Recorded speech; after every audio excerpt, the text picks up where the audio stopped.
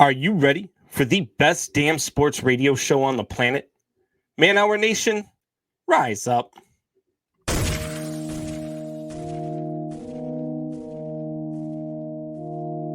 You don't want to be every time, no. I would like to personally welcome you to Man Hour After Dark. Say that thing. While I bring you the host, Mike, Buck, and Cone. You know what's coming to the sports talk than what you about to hear right here. I second that. Go. You know that it's us when we talking about sports. Giving you facts on the field to the core. Tune in, we need the support. 1 hour too short, still listen some more. On all your stations, not dropping no music. Starts like Adidas, but Nike just do it. Down 4 in the 4th, we go for the win. Michael 2 seconds, we taking it in. Buck, Mike, and Combs, you know what's going on. Man, now we're After Dark, no LA, we the big spark. No 4th and inches won't cut you short. Got the best talking, it's all sports. Buzzing more than buzzer beaters. We coming live all through your speakers, go. And what is going on, Man Hour Nation? It's your boy, BC, Beastie, Brandon Combs, coming to you live here on Tuesday night. It is Thanksgiving week. Thanksgiving, you know, the 3 Fs, family, food, football. We're all pumped up for all of that stuff. But tonight, I got my boy with me. It's the man, the myth, the real legend. As Buck would say, the peanut butter to my women. It's the Soup Boss. No, Soup, what's going on? You don't get to give me the exact same intro you gave Tori the other night, you lying bastard. Don't even start this. Everybody, you called him your right-hand man. You called him your right-hand man, and then you gave some shit. I'm not even on here for 5 seconds, and I'm already getting ready to light into you. I ain't no woman to your peanut butter. Don't get us banned on YouTube already. Everybody is now the woman to the peanut butter. I'm using the Buck thing, and I'm going back and forth with the same intro like Buck does. I'm trying to keep it like Buck is on the show. That's not going to help us either. That's going to get us kicked off YouTube as well. You're not thinking clearly right now. That's true. Look, don't ruin my vibe, Soup Boss. I am in a good mood. Matt Nagy is getting fired. It's Thanksgiving, and we've got RC Orlan on the show tonight. I was just going to say, I'm the second biggest guest tonight, and you're number 3. So it all works true. out. And isn't the whole point of having me on here when I wasn't even supposed to is just to ruin your night in some way, shape, or form? By the way, I can't wait for the 3 Fs, which is football on Thursday, and we find out the fact of the night, which would be the 4th F, which is Nagy gets a 3-year extension. Just watch your brain explode. Dude, if I swear to God, I will. I'm telling you right now, I will find a bell tower. Thanks for watching our show. YouTube is going to ban us immediately. If it wasn't for any of the stuff before, we're talking about mass murder or suicide or something. And we had RC Orlan in the background, but he just left. So. Yeah, way to go. RC Orlan is a left-handed pitcher. He's pitched for Team Israel. He's gone to camp with the Cleveland Indians as early as 2019. So welcome to the show, RC Orlan. RC, are you still with us, buddy? Yep, I'm here, guys. Actually, there's a bell tower on campus about 15 minutes away, so we can Uber there whenever you need. Don't get him going. I like it, RC. You're just gonna instigate the man to just come up with something even dumber to get us banned. That's kind of what we do here, RC. That's kind of what we do. Speaking of what we do, RC, so let's just get right into it, man. So right now you are, as far as I can see on everything that I've looked up, still a free agent. You still consider yourself a free agent, or are you retired? Yeah, that's a great question. So right when COVID hit, I had an injury, and so I was coming back from that. And then when COVID hit and the minor league teams shut down, it just kind of seemed like the writing was on the wall. So I've transitioned into coaching now, and then joined the 9-to-5 life as well. Hey, a bunch of suckers like me on the 9-to-5. Yeah.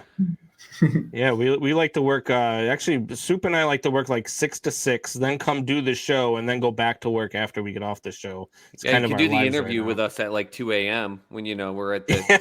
we're really selling you on this 9-to-5 life and how awesome it is. Don't worry. Don't be an MLB pitcher. Go back to it, RC. Go back to baseball. Go back. I'm actually retiring from my 9-to-5 to go live the minor league lifestyle. You guys have sold me on it. Hey, well, now especially that the MLB is going to give you housing, freaking live it up, buddy. Oh my gosh.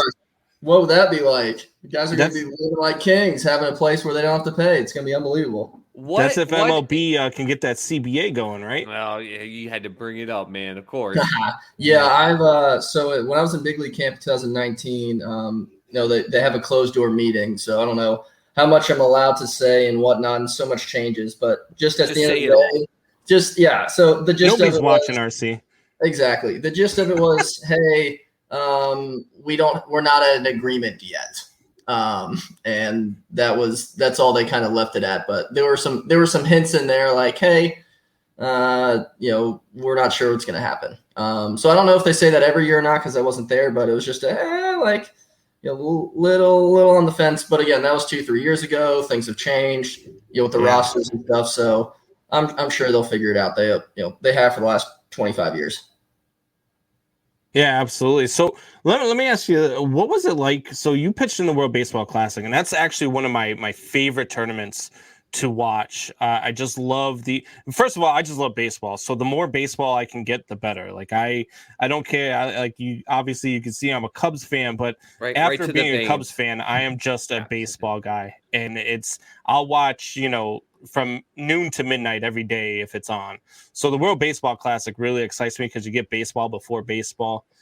And you got to pitch for Team Israel and represent your country. What is it like to represent Team Israel in the Baseball Classic? I remember growing up watching and just wearing a Team USA hat everywhere I went. I think when I was in 8th grade, I think was the first year, maybe 7th grade. And David Wright was there, so I wore my Team USA hat everywhere. I was a big Mets fan growing up. And I was like, man, I'll do just about anything to play in that tournament. And so all about the Mets, baby. Yeah, the Mets. Oof, yeah, we can go down a long circuit about them. I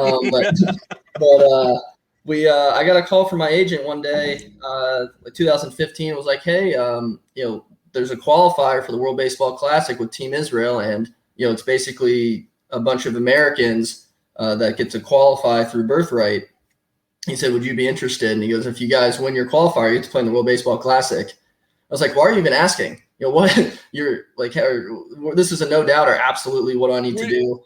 Would you like to breathe as a way to live? Would you like some of this oxygen? Exactly. I was like, so I'm like, what's the catch here? And he was like, nothing. Like you'll go play with the team. There's a bunch of big leaguers. And then if we qualify, then we get to go, play in Korea. So we're like, oh, so best case scenario, I get to go miss part of spring training to go play in front of 15,000 people. And I know that baseball's so big in Asia. I was like, this is going to be the greatest experience ever. So we played in Brooklyn right when our minor league season ended. And so we played Brazil and we played Great Britain twice. And then Great Britain had a couple people that were, I forget which country, I think it was Jamaica, is how they fell under that bracket. I forget, somewhere in the Cayman Islands or in that region. So they had some really good players. Trevor Hoffman was one of their coaches, which was cool. So I was like, hey, that guy's the second, best closer of all time. So we almost lost in the first game. Then luckily won, I think 2-1 or 3-1, something like that. And then blew them out and beat Brazil 1-0. So we celebrated, we went crazy, and they said, hey, in February, we get to bring the gang back together. So we flew from Arizona as a team. We had one guy who missed his flight, which is, I think, hilarious. And then flew to Korea on, 12-hour flight. And then we get there, and I've never obviously been to Korea, and just breathing in the culture and learning as much as I could. And then you get to the first game and we play Korea. And so we just got 15,000 fans screaming the whole entire game. And then, I see that you're obviously a Chicago fan. Here comes. And the closer for Korea, his last name is O, and he was setup man for the Cardinals for a while. I forget his first name, but his he must have been a freaking legend. Exactly. It was basically like they brought in Jason Isringhouse against us. Yeah. And so go Cardinals. Yeah, and his nickname translates to game over in Korea or in Korean, which was like, I thought the coolest thing of all time. He threw 2 innings really well against us. We ended up beating him.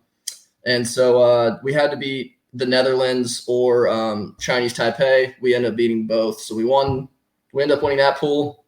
And then we took a puddle jumper to Japan and went to Tokyo. So we had to play in the Tokyo Dome, which was one of the only stadiums I knew about, but saw it on TV and saw it in the World Baseball Classic and was just like, oh man, I can't believe I'm actually here. Usually a major league team plays over there once every other year. So the first game we won, and then we lost to then we lost to Netherlands. We played them again. And then we had to play Japan. If we beat Japan, we were in. And we just kind of ran out of pitching. But I mean, that whole experience was amazing. I had goosebumps when we played Japan. There was, 40, 50,000 people. It felt just like a college football game. And so, I mean, I'm getting chills thinking about it. And then when I went back to regular spring training in minor leagues, obviously you play on backfields. So you've got no motivation after coming back from that. But a lot of times minor leaguers are sent over to the big league games and wear number 93, 95, just in case, they need somebody. And I've been to a couple games, but wasn't a part of big league camp. And I'm sitting there in the bullpen, I'm warming up. I'm not even excited at this point because I just got to go play in front of 40,000 fans. I'm like, hey, I've got a chance to make my spring training debut. And I was excited, but it was nothing like the adrenaline I had over there. So it just goes to show the atmosphere and environment that, that they brought, which was they were an amazing host. So RC, you came at me a little bit there with the Cardinals thing, which, I can appreciate, I can appreciate a good ribbing. And I told you, I watch a lot of baseball. I do. I watch a ton of baseball. And I remember watching you pitch, and I remember watching you pitch against a guy, you might know his name, Eloy Jimenez. Yeah. And he hit a ball off of you that is still orbiting the earth, sir. Oh, man. Oh. And RC just left the show. What? You're one hell of an interviewer, Combs. You brought up St. Louis. I had to give it back to him. That raked you yard. Oh, I love it. So yeah, I was playing in high A against Winston-Salem, and I think he just got traded. I want to say the Cubs for some reason. You guys might know where he got traded. Was it the Cubs? Was he with you guys? It was the Cubs. The Cubs traded him to the White Sox for, I don't even want to talk about it, but they traded him for a pitcher who we won't talk about because he's no longer with the team. Gotcha. Sounds good. So it sounds like a great trade. But hey, I just wanted to make sure that his stock looked good, make sure that it was a good trade for the White Sox. So I threw him a 3-1 fastball, and let's say he didn't miss it. You're not the only one. I mean, look. I remember watching Eloy Jimenez come up through the Cubs system, and then watching him this past year in the playoffs. And in that first round, he hit one that I swear is still like in Houston. It went clean out of the ballpark in Houston. That guy can just flat out punish a baseball. He's built like a middle linebacker. I've played with some pretty big guys before, but just seeing him, I mean, he is a very intimidating guy. And I threw him a couple changeups that were close, and I tried to throw a fastball in, and the only thing, that was in about it was that he, the ball is still in the state of North Carolina, luckily. So let me North ask you this. North Carolina is a pretty long state. It just depends on what part of it. That's a good point. What baseball is starting to, let's say, change, right? Because there's a lot of new rules, a lot of things that baseball is implementing, trying to move games along, trying to prevent this, trying to prevent that. What do you think of the new rules, the new checkpoints, we'll call them, for pitchers in baseball? So, yeah, these are great points. I love diving into this. So I think they need to just standardize whatever sticky stuff that they use. So either they need to have something on the mound, behind like a rosin bag that's, got a little grip to it, or on the balls. I was told Mizuno makes a ball for the NPO, the Japanese major leagues over there, that's got a little grip to it. And the problem is when they put mud on the balls, they're cue balls, and you've got no grip whatsoever. So at first, people were using the grip just to honestly have control over where the ball's going. Mm-hmm. And then when Rapsodos and TrackMans came about probably 4 or 5 years ago, you started reading how fast your ball was moving and how much in which directions. So now guys were going into the lab in the off seasons and just practicing and finding out which stuff was the stickiest and how much my ball moved, and figured out, hey, this is literally the best grip for my pitch. And so you took a guy throwing 95 miles an hour, and now you added 3 or 4 inches of run or cut, because now he can manipulate it. So it went from something that was a necessity, in my opinion, that just went way, way overboard in the other direction. Yeah, absolutely. I love the fact that we're barely in this, and I'm the child of this show, RC. So one, we talked about sticky balls, which I absolutely love, and two, you know, I want chaos. So I actually disagree, not because the points you make are great. I think putting something universal behind the mound, when I actually look at it that way, is do it, have it out, but have it where it can be regulated. But I have not laughed as hard as I think I have at almost any sporting event than watching pitchers lose their ever-loving minds because they get checked and they're on by the first baseline, ripping up their shirts, taking off their hat. Like I think we've had like Max Scherzer, dropping his pants. Like I'm just waiting for one pitcher just to go full nude with it and just be like, here, you can check every orifice on my body. Scherzer was pretty close. Yeah. Remember they were massaging Scherzer's head? Yeah. Wasn't that crazy? There's now guys have to get creative. So I think they're I don't know if it's happened or not, but I know if I was going to put sticky stuff in my glove now, I'm going to stick it in the index finger all the way deep and then take my glove off, wipe the sweat off, and then when my glove hand, is exposed now, I'm then going to go wipe the ball, put it back on and rub. That's how RC Orlan is everyone taking notes? This is recorded, right? He just went full on freaking OJ Simpson. If I was going to do it, this is how I would have done it.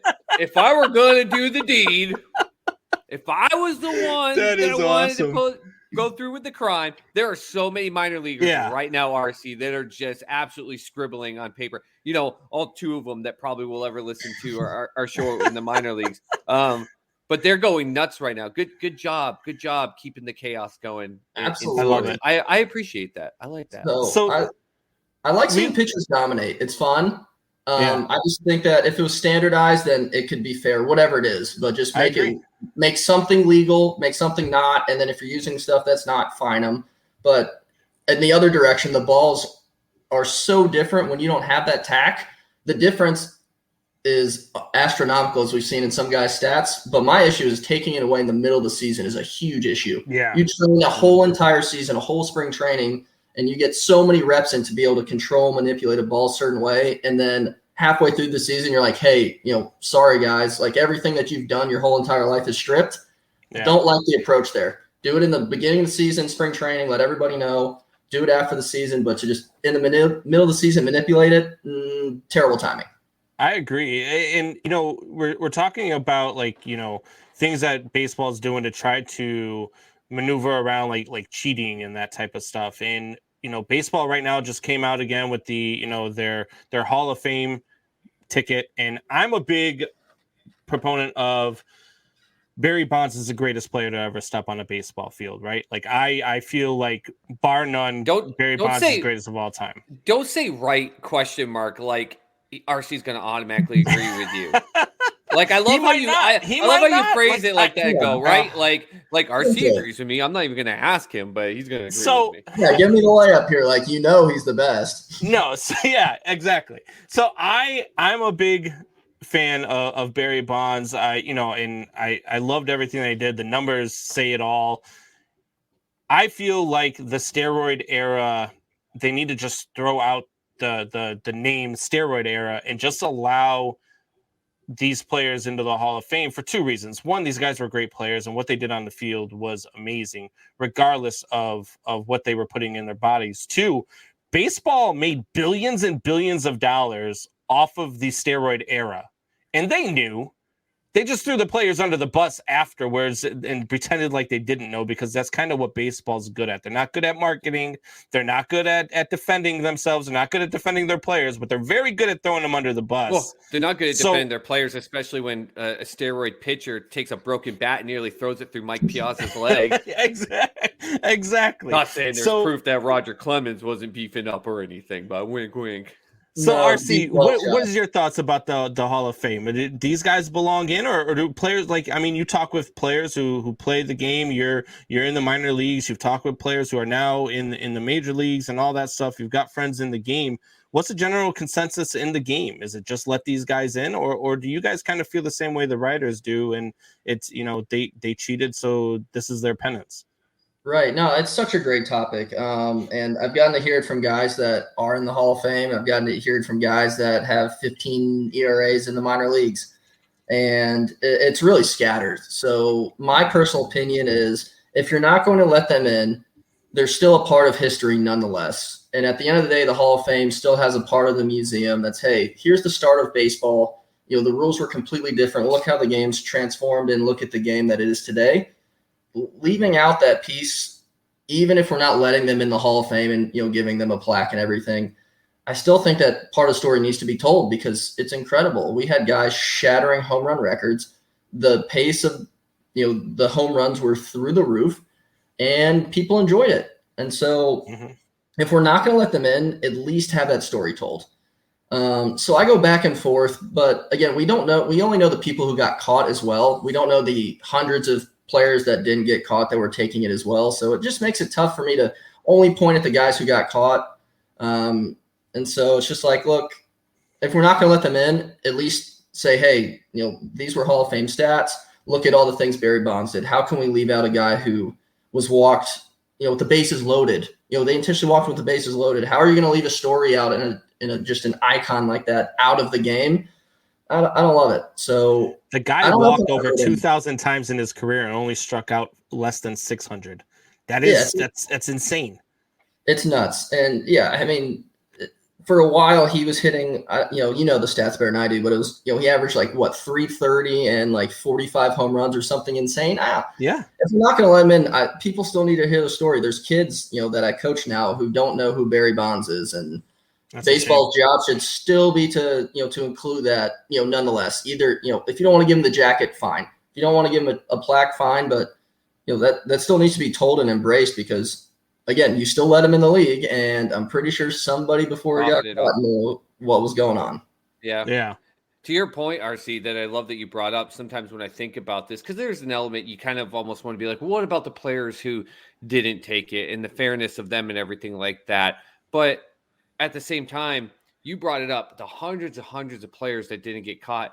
I remember reports still to this day that come out in different sports of people that get caught, and you go, who? Like someone failed the drug test, or and you go, who? Or what skill level are they, or you know, what level? And they never are anything. So I'm not saying that by taking these drugs, it didn't enhance the ability of those players that were caught, but there are players that either weren't caught or were caught and were just not household names that didn't make the MLB a ton of money. And they just, no one cares about it at that point. No one's bringing that aspect into it. So it's but I love your point. Like, put him in, don't put him in, but don't let it fade to black. Like, you got to tell the story of what happened. Hell, tell the story of how great Barry Bonds was, but in my opinion, was a jackass to his own son when he broke the record. But that's stuff you put on ESPN 30 for 30.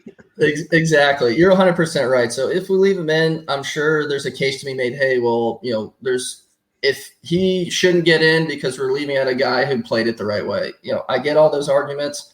And so if nothing else, if you vote yes or no, there's still a story that needs to be told and needs to be involved. And I would hate for guys not to hear it just, you know, because of everything that happened, because again, he's not the only one that did it. Roger Clemens, you know, pitched until he was 40, 45, you know, did some unethical things for sure. But again, it was just a different game. I know that they tell a story about having coffee that's leaded and unleaded in the minor leagues. And the ones that were leaded had greenies in it. You know, that was just a thing that was very common that everybody did. And obviously you would fail for a drug test now, but it was in, I think maybe not every locker room, so don't quote me, but the guys I played with, they all talked about leaded and unleaded coffee like it was just a thing that was everywhere. And here's my biggest gripe with the writers and with the Hall of Fame in general, right? They chose where to draw the line in the sand. We've let guys like Ty Cobb in the Hall of Fame. We've let guys. I mean, the greatest baseball trade ever that I've heard of was two players back in the late 1800s who traded their families to one another, traded their wife and kids for another set of wife and kids, and one of those players is in the Hall of Fame. Like, so we draw the line. And every dad and husband listening to this are like, "Whoa, I didn't know we could." Yeah, you could do that. Wait a minute, I'm gonna start playing baseball. Yeah, hold on. Yeah, sorry, Kaylee. You're getting traded. One of my kids is listening to this show right now. I'm sorry, Eli. I've never thought that. Trust me. But no, I'm a big, like, you can't just draw the line in the sand. You can't decide, oh yeah, you know what? Well, we know Ty Cobb was a scumbag and he was a known racist throughout all of baseball. But it's cool, let him in. But maybe Pete Rose bet on his team, so we're not going to let him in. Or maybe Barry Bonds. Well, we all know eye test tells you Barry Bonds took steroids, but he never failed the test. Just like this year, they're going to vote Big Papi in because they love Big Papi. Everybody loves Big Papi. There's no way Big Papi wasn't using. Everyone Big Papi even had a failed test that nobody likes to talk about, but it's because they like him. They're letting him in. I just don't. Right. I don't understand it. Well, maybe if Barry Bonds wasn't a huge jerk to his kid when he broke the record and was a scumbag, maybe they'd let him in. That's the difference. RC, do you know this story? Do you know what he's talking about, RC? No, you brought it up twice now, and I think I know a lot about baseball, but I haven't heard this one. Yeah. Go watch a video of when Barry Bonds broke Hank Aaron's record, and he's going around the bases, and he gets home. And you just talk about a guy that was soaking in every element of the crowd, which I get. And his son is right there. His son and wife and little kid, and his son goes up to him, and he barely gives the kid a fist bump. Like, oh, yeah, what's up? Like, he was a reporter, in his face. Like, and doesn't even look him in the eye. And you can tell his son is just like, my dad just broke it. And he's just like, yeah, screw you, Junior. Like, didn't even give two shits. And is like raising his hands to the crowd and hugs his little daughter. And I guarantee you his son is right now in therapy because of that moment. Yeah, you've got Barry who's just like, hey, get off. This is my moment to shine. You want it? Yeah, I'll dap you up when you hit 760 home runs. I'll have to go watch that. Yeah, it's definitely true. I didn't really realize it until Supa said something about it, and then I watched and I was like, oh man, he's right. He definitely does. It's kind of funny because now that Supa's pointed out, you're gonna watch it again. You're gonna laugh when he does it because it's kind of comical. I can't wait. Yeah, that's such a bad look where you've got videos of people, like hugging their family, and obviously, that's. And he was just like, nah, like you didn't hit these home runs, son. These are mine. Yeah. So any baseball guy that I get on this show, I like to talk to them about, certain things that I'm trying to pull within the game. And I'm trying to get a feel for how people in the game are thinking about it. So we've had Tim Dillard on the show who does the pre and post game for the Milwaukee Brewers just to pitch. Right? Yeah. So we've had him on the show and I asked him the same question. What is your feelings or what would be your feelings on automated strike zones? Yeah, God, it's such a tough question. Right now, here we go. Yeah, so I would definitely like it 100%, but you're taking away the art of the catcher. And when you have a good catcher who can steal pitches, like I've had catchers in minor leagues where I've gotten in fistfights because they suck and they're not helping me behind the plate. And you're like, dude, like you don't understand the impact you have on my career. And so they get thrown up against lockers because you're like, dude, you have a chance to get me better. And when you do, you move up because you make me look good. And I've had catchers that automatically do this like naturally. And I'm like, this was the greatest thing ever. So I've got an example. A guy named Sandy Leone. I think he just signed with the Let's Cleveland go, Indians. Big boy Sandy. Yeah, I was gonna say he's an all-star with you guys. Heck exactly. Yeah, baby. So he went to rehab when I was in short season, so in rookie ball. And I remember going up to him being like, hey, before the game, this was back when I was a starter, I was like, once fastball, like I'll throw a two-seam. And I was like, here's the sign for two-seam. He was like, just throw a two-seam whenever you want. And I was like, all right, like that's pretty impressive that he doesn't even need to know if I'm throwing a four-seam or two-seam that he'll catch it. And then I was like, change up curveball, here we go. And I threw a really good curveball, what I thought at the time in warmups, and he just beat the ball to the spot and manipulated it so smoothly that I caught the ball and just had to like drop my glove and just look at my pitching coach and say, this was the greatest thing I've ever seen in my life. It was unbelievable how he could manipulate the strike zone, made it 2 balls bigger on each side, and I just felt like I was throwing to the ocean. I think I threw 5 shutout, and again, I'm not taking credit for this at all, but just throwing to that was night and day difference than somebody else, and not having to work on that seems like you're taking away an art, which I don't like. But with that being said, I've got a pretty steep 12-6 curveball where balls get caught around the high shin, right around the low calf area that get called balls all the time that on TrackMan are strikes. So I would love to get that pitch back 100%. So I love it. But at the same time, I see how good some of these catchers are and how it's a 100% advantage to the game. And I don't love the idea of having to take that away from them.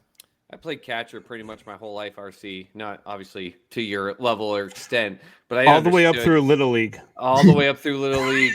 One game away from Little League World Series. So good. No, but anyways, I understood that element. Like, it was my job to make the pitcher better. It was my job to take care of the pitcher. It was my job 100% to know what my pitcher needed to know, how they need to know, and everything like that. And now I watch the game, though, and I completely agree with you on that point, except sometimes I watch the catchers doing that and still making the ball even look better or helping the pitcher, and it's still even hitting the strike zone or a part of the strike zone, and they're still not getting the calls because of what some of these umpires are doing. It feels like even the work that the catchers are doing compared to when I would watch it growing up and in the early 2000s, that point you're making seems like that's slowly getting depleted away too. Do you feel like there's a frustration coming from that position because all the work they do?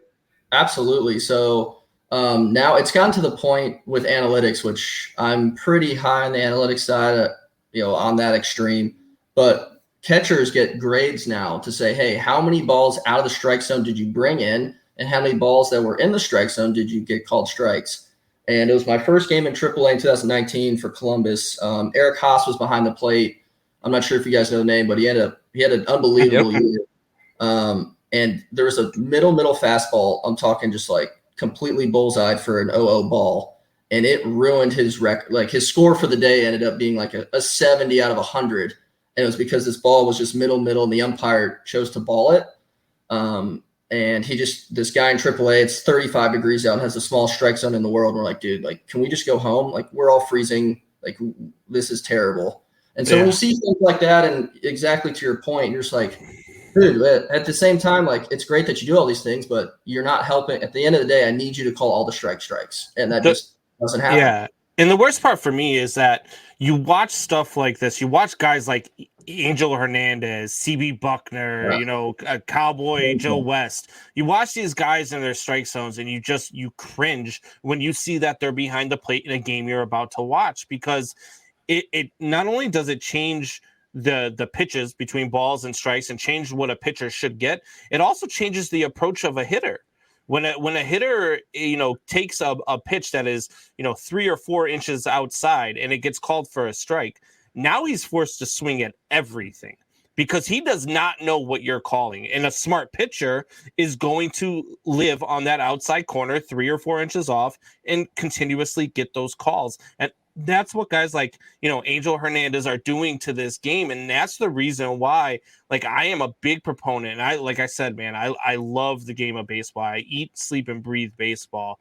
And I think baseball is beautiful in its purest form. Like, I wouldn't change a thing about the game. But all right, where buddy. we have quit kissing up and drooling here. Let's move it on. Okay. Where we get to the point where this is altering games, it's altering outcomes. Hell, it altered a playoff series. I mean, Absolutely. we all saw how the San Francisco Giants walked out of the playoffs this year. Mm-hmm. I mean, it was terrible. It was so bad. And you've got to take that out of the umpire's hands at this point. There's a reason why we have technology. There's a reason why we're starting to implement it in the game, and they have the ability to do it. It makes zero sense not to do it at this point. And I think all the umpires have shown it. No, you're exactly right. It makes it so hard where you just get to this point where you're like, can we just get the call right? No matter if we have umpires, no matter this, no matter that, it's just get the call right. And so if we have technology to do it, why would we want the human error? The only argument you have is, well, because this is the way it was. And it's just not a great argument. Oh, we got Drewski in the house. Let's see. Who does RC think was the GOAT pitcher? Oof, man, this is a fully loaded question here. The GOAT pitcher. I'll go with this guy because I at least have a funny story to back it up. So I'll go with Mariano Rivera. And so I'm going with him just because I've got a funny story that I can parlay into the podcast here. So Mo's son, Mariano III, was drafted, I think, 2 or 3 years after me. And in spring training, Mo comes down to watch his son play. And so he's just hanging out, being really quiet. Obviously, everybody knows who he is. And so one of the guys from the Dominican asked to take a picture with him. He was 19, 20. I forget what the name of the player. And then posted on Instagram later and just goes, "I'm so honored to be able to meet my idol, Pedro Martinez." And so somebody screenshotted it, found out about it, and we printed it all over the locker room. It was just that exact post that he had because he didn't have time to delete it. So awesome. I had to, since we brought up GOAT pitchers, I had to bring him up. What he did in the World's, in the playoffs is insane. Let's see, best pitchers of all time. I actually worked with Mariano's son. Yeah. So Mariano's son, he pitched up until high A. He threw pretty hard. His cutter was pretty good. Wasn't obviously what his dad's was because nobody's will ever be. Ever. That's a funny story too, is because he pitched for the team in New Hampshire that I was working for at the time. Fisher Cats. So the Fisher Cats. No, not the Fisher Cats. The collegiate team down there. Okay. I'm trying to think of the Laconia Muskrats. And so I'm working for them, and I interview Mo, and I asked him, I say, how come you don't throw a cutter? Because at that time he wasn't even trying to develop his cutter, and he's like, well, I want to be my own pitcher. I want to be my own guy. So that year Laconia had the All-Star game, and Mo came down to watch him. So he's sitting in the booth with us. And I asked Mariano, I said, look, I asked your son why he doesn't throw why he isn't trying to develop his cutter, and he said he wants to be his own guy. He said, that son of a bitch don't listen to anybody. Oh, that's awesome. I haven't heard that part of the story. That's great though. Next time I talk to him, I'll have to bring that up and see if he said I want to be my own guy, or if that translates to, hey, I couldn't actually throw it the way my dad did, so I just had to scrap it because it wasn't any good. That's funny. That's awesome. Going back to the GOAT pitcher, that's there's so many people to go with.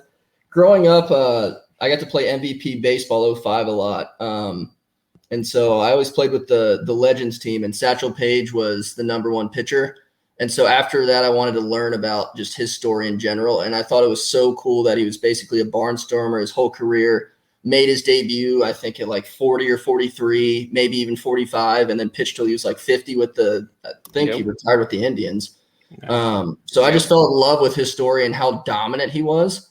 So I'm just gonna go with Satchel Paige because I love his story and just the way he got to dominate in 2 different leagues and was a Hall of Famer and pitched for such a long career. Was Satchel Paige the individual who got signed? Was it by the Oakland A's as more of like a gimmick to sell tickets, and then they ended up putting him in, and he like dominated in relief for quite a while? I don't know. He might have been, but I mean, he was in his 50s or something crazy, and it was just a gimmick to sell tickets, and he was out there just smoking these young kids left and right at like 54 years old or something crazy like that.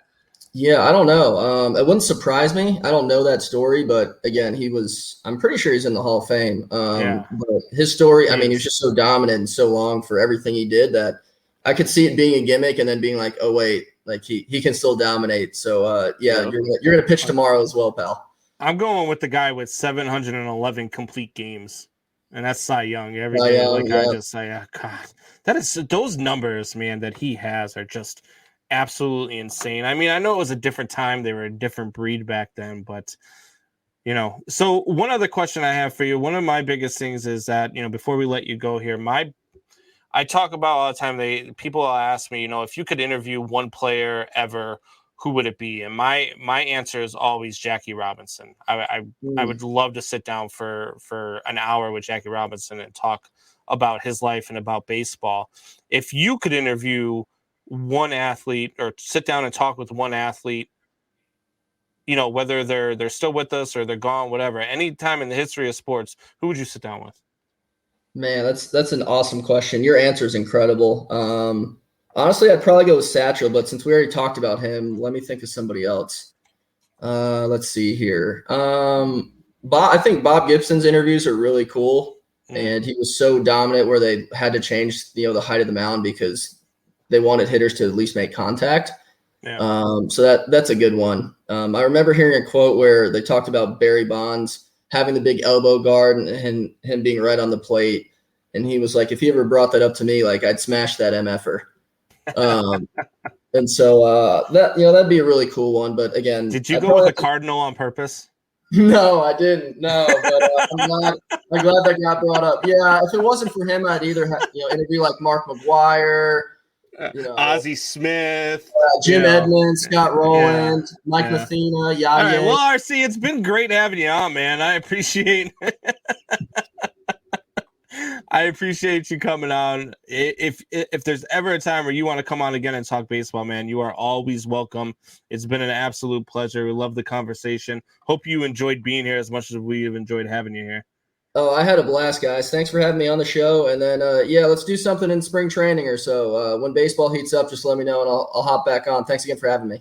Hey, definitely, RC, real quick, I just looked it up. Look up the Satchel Paige story when he got signed for a gimmick. He was 59 years old and for the Oakland A's, and it was just for a gimmick to sell tickets when the A's were just way out of contention. I'm reading it right now.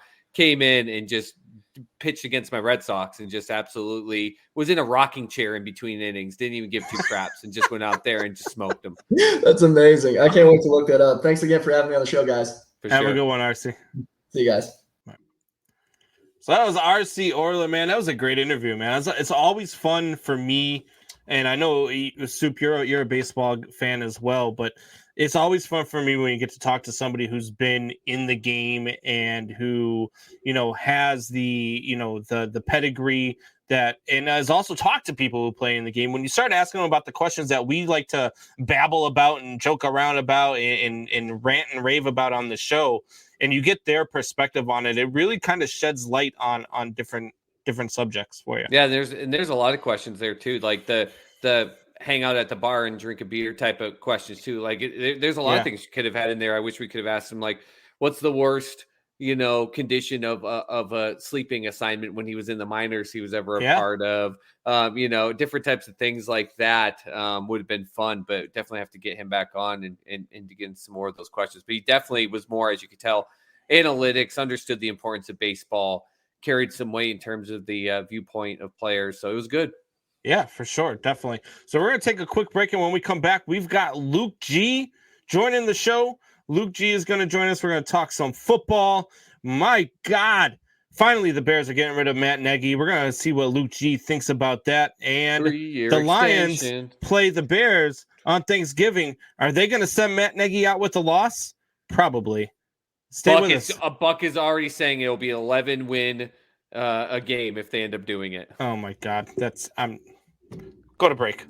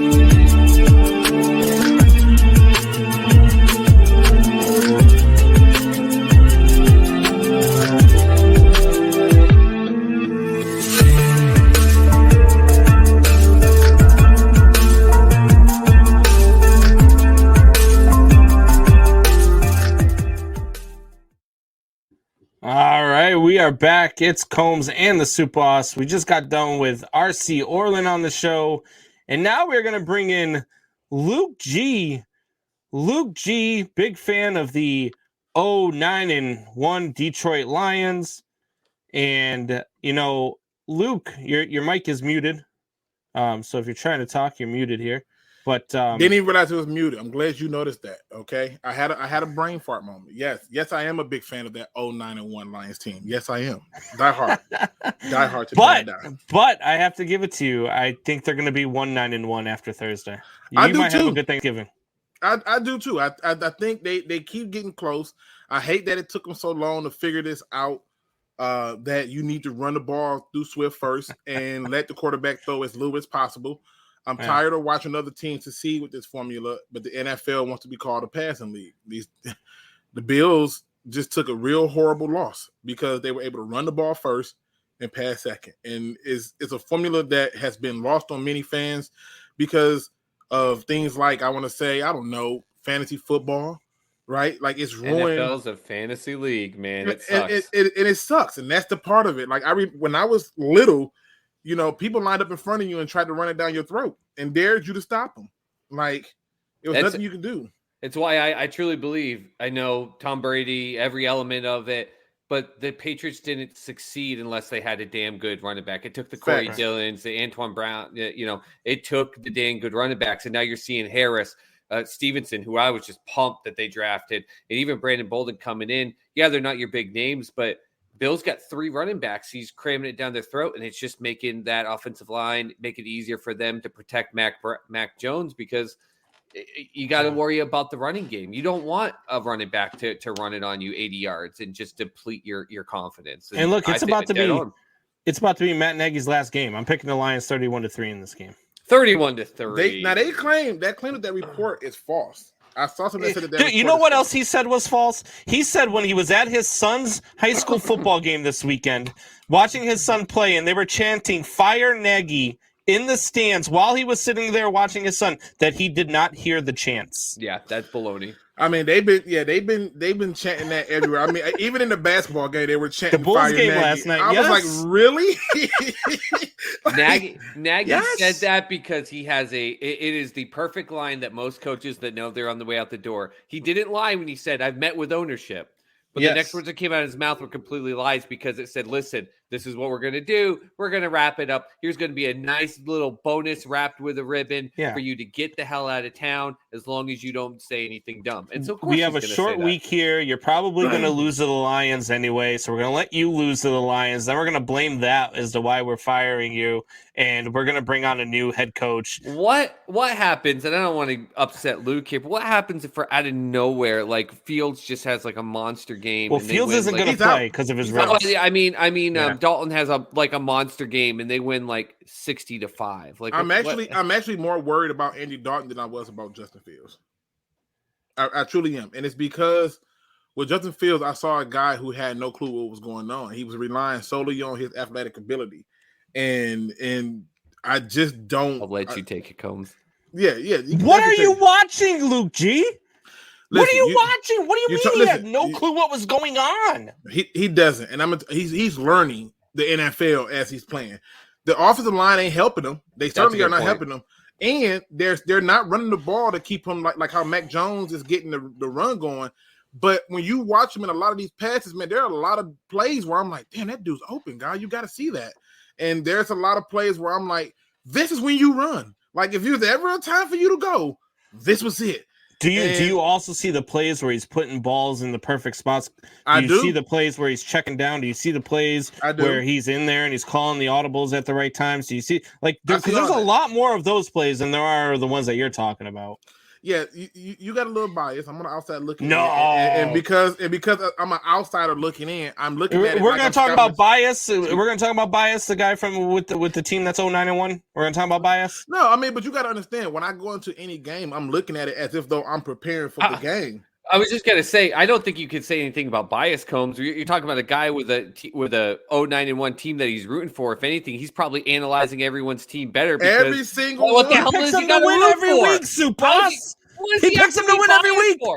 I didn't pick him to win every week. That's not true. That is not true. Can we speak of running quarterbacks You were with real Buck quick? when you were with Buck when preseason when he said that they were going to be 11-5. You said, I don't know about 11 wins. You said, but I could see them being somewhere around 9-10 wins. This is going to be a better team. They got you got to understand, they got a new coach. They got a new defensive coordinator. But guess what, We've never Combs? had a team like this before. But guess what, Combs? Jared Goff is going to be good. That's what you said. And now they're 9-1, Luke G. I said Jared Goff can do what Trey Aikman did and be a game manager.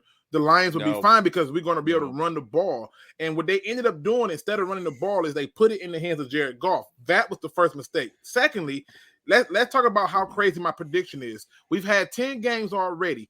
Only two of those 10 games, the Lions had no chance. That was the Bengals and the Eagles. If you go through the rest of the games, they easily could have had 6 wins on the season. It is. I sat there and said it, Luke. I said, how do you not feel more bad for Detroit Lions fans when they sat there and had to watch a NFL record field goal? It took an NFL record field goal to beat them that donked, and most donked balls don't go over, and it's an NFL record. That's how the Ravens beat the Detroit Lions, which at the end of the day, it's still an L, and it sucks. Right. And if you go back to the next week, you're talking about a kicker who missed a 34-yard field goal, but manages to make his career high 54-yard against the Vikings to beat us the following week. And the Vikings have gotten 2 wins this year on a field goal. That's more Lucci, than are you about to tell me years. this team is a couple bounces away from being a playoff team? Is that what you're about to tell me? I'm not going to say that. In fact, the topic that I had was a little bit different because I think it's something that we need to talk more about as a whole, and that is the NFL needs and should want to win another title. Should want the USFL to succeed. They should need and want for the USFL league that is coming in 2022 to succeed. And the evidence that I have for it is the fact that when you look at players who may not be NFL ready, who have went on to say like the Canadian League or that was going to NFL Europe at one point in time, even though I thought the NFL Europe farm system was really stupid because you wasn't really sending nobody over there to develop. You were sending them over there just to have them in case.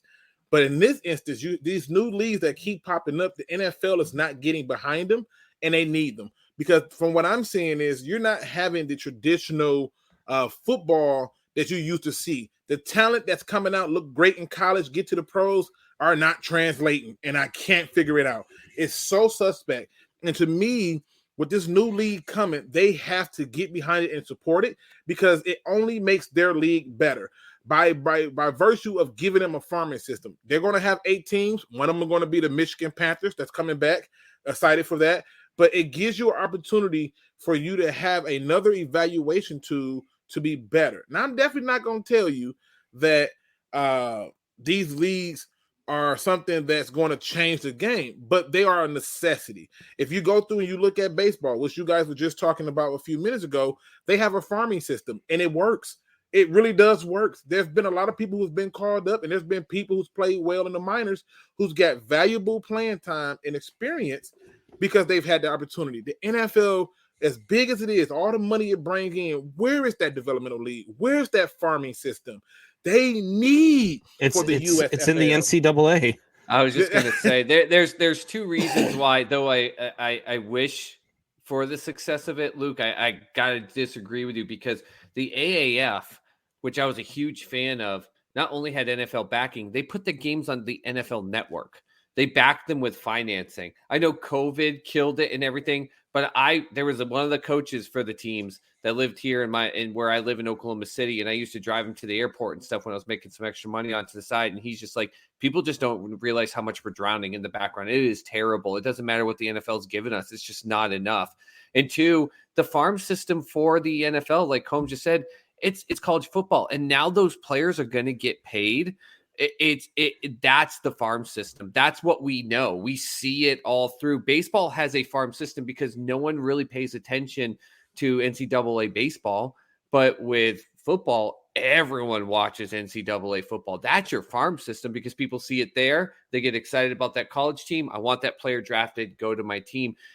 I would love the USFL to succeed just as much as I wanted the AAF to succeed, but I don't see how you're going to do it unless the NCAA just disbands. Yeah, and I mean, we always want another football league to succeed because, I mean, look, it's more football. We get to watch more football, and that's never a bad thing. Nothing has proven that it can sustain the interest of people outside of the NFL because it's just simply not the NFL. It's not the same talent level. It's not the same, pool. To me, you get the AFL, I liken it to, the WNBA, right? You're getting the same sport. You're getting kind of, the same product, but what you're getting is you're getting less talent. You're getting, less interest. You're getting less people showing up to games. Yeah. No. Do you think what do you mean? You think the talent in the WNBA is the same as the NBA? The AAF and the XFL, they failed, right? The WNBA is still going strong. Yeah, the WNBA is still going strong because I think there is talent there. I think that there's talent for sure. Like you obviously can't have you can't have a league where it's got the men and women playing basketball per se, because it's a lot of what's the word I want to use, political tape in the way. However, the reason that I make the point that they need to get a full backing and they need for this to succeed is because when they had the backing of the NFL, it was a soft backing. They need to truly get a backing, and they need to say something to the effect of the official NFL farming system, whatever, something to that effect. The reason the XFL, which came out twice, is succeeded in the first time, it succeeded early on because it did something so small as having a freaking camera on a rope, which got adopted by the NFL, and it had those weird names like "He Hate Me" and "The Truth" and stuff like that. And the kickoff where you just rushed for the ball. You just rushed for the ball, which ended up getting botched once the first guy got hurt. But yeah, which was a terrible idea because they were going to go nuts over it. But even when you go to the AAF, if you look at that, like you said, the pandemic took that out. And yes, I know that he was saying that it was drowning and stuff like that because many of those things that they could do to help those leagues are like use their stadiums. It's more revenues for them to use those stadiums that's not being used on those days and used in that time of the season. That helps. Well, then you need to get the NFL owners to also own these teams because that's the only way they're going to put as much effort into them and as much money into them as they do with the NFL team. But that's what they were doing with the AAF.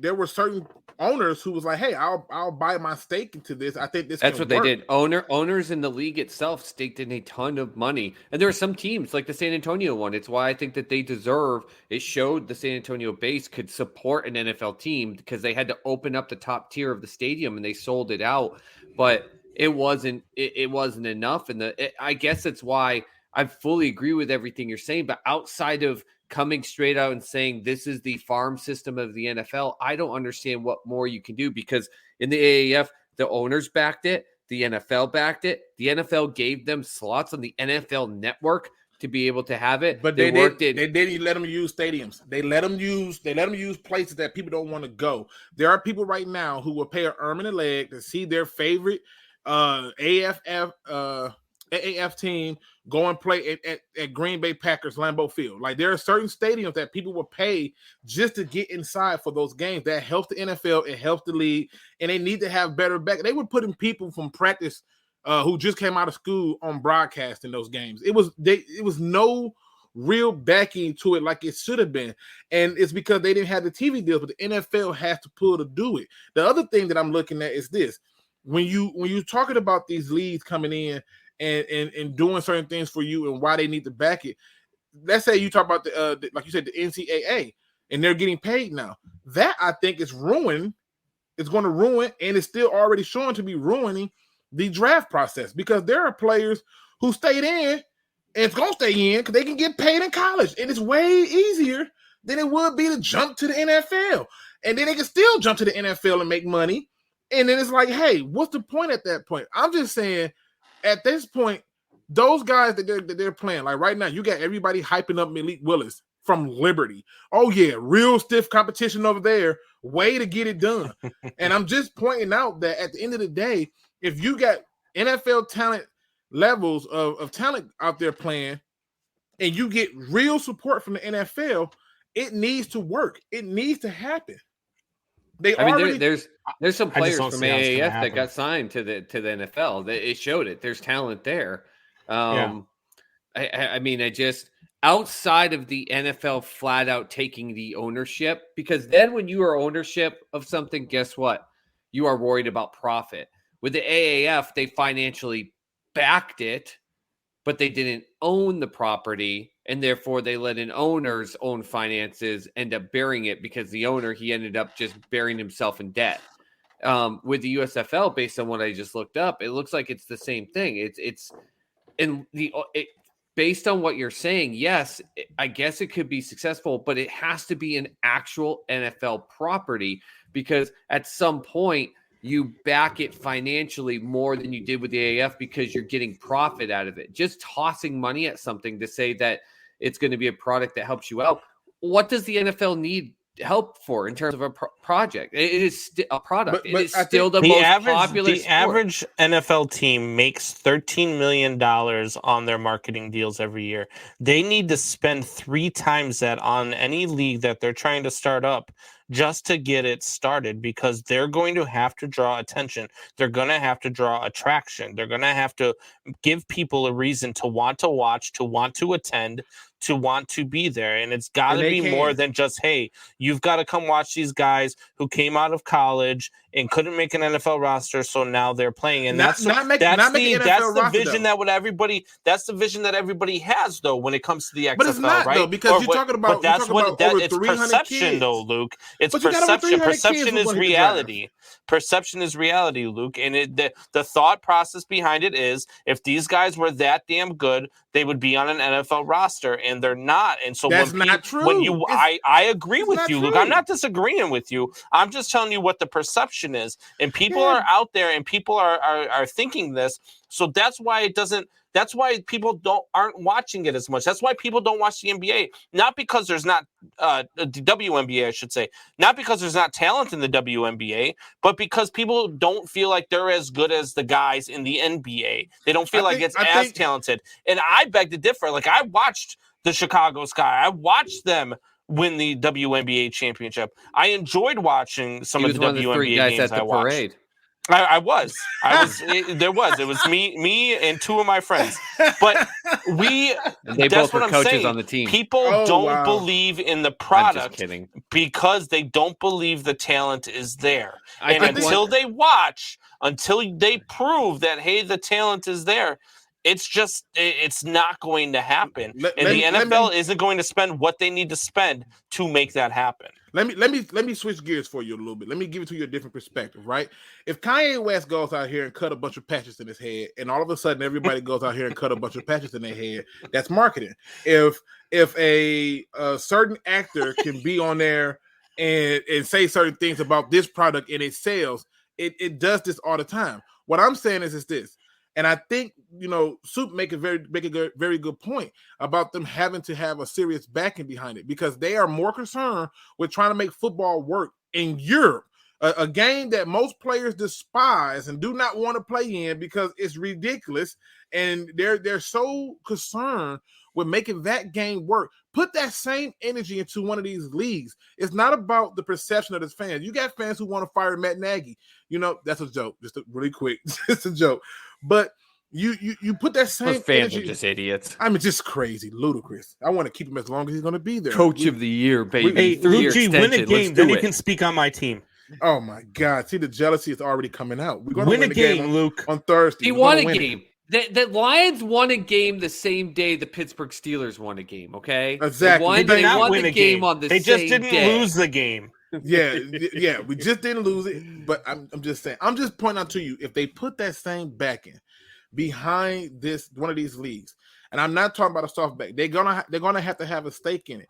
But I'm telling you that there are little things that they can do, like have the games in the stadium, because they're not being used no way. They're running tours. I know here in Michigan, Ford Field runs tours in the off season to kind of help with costs, where you can walk through the whole stadium and see what the experience of being, walk on the field. Like, they're doing that. How about you actually put somebody in there? And I'll give you a perfect example. We have our high school teams, they play at Ford Field. Them games make big money. Just because people want to go in the Ford Field. You can do the same thing with this. I got another thing that's not been brought up in this. And being a big Patriots fan, seeing the amount of players that have come up through this roster through another aspect that we're not even thinking about. And when we talk about farm system, there is an actual type of system. There is a thing called the practice squad. And the Patriots have actually utilized the practice squad, as I know other teams have. My challenge, I think, that I see, even if the NFL were to back a league like USFL or AAF, if they had done it more and actually put ownership, is trying to then convince the coaches to say, hey, listen, the players on your practice squad are not who you want to go after first. The players that are playing in the USFL are going to go. The coaches aren't going to like it because, A, they have to share them. Though technically there are rules about being able to claim players off of other teams' practice squads are there, but you're not getting to analyze them as much. It's less of a pool, and you don't have your own coaching staff overseeing it. I can see coaches that really take ownership of every element of what they do, the Bill Belichick's, and other coaches like that, the Jim Harbaugh, they're not going to want to have to share talent pool with other teams. Why the hell does Jim Harbaugh want to share talent pool with Tomlin in the Steelers? There's no way. They're going to want their own practice squad. So now you're going to have to convince your coaches, which at the end of the day, the coaches aren't going to quit their jobs if you do it right. If the NFL says, hey, listen, this is the way we're doing it, this is the way we're doing it. But you're going to piss off a lot of coaches, which then at the same time, they're going to gripe to their owners, and then the owners are going to turn around and go, well, hey, my coach is pretty pissed off about this. Yeah, but I think what you're pointing out is more of a hypothetical than anything else. And the reason I say that is because you have to keep in mind, coaches are always going to go where talent is. If you're talented and you're playing, they're going to go there. It happens in every sport: baseball, soccer, football.